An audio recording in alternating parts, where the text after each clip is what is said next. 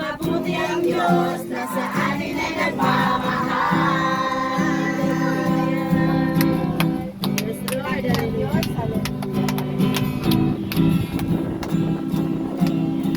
Mamaya, isa pang habang tayo mamaya.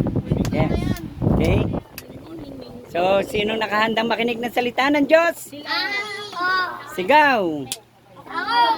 Oh. Sino ang ating pakikinggan? Sino sino ang Diyos? Siyang ating pakikinggan.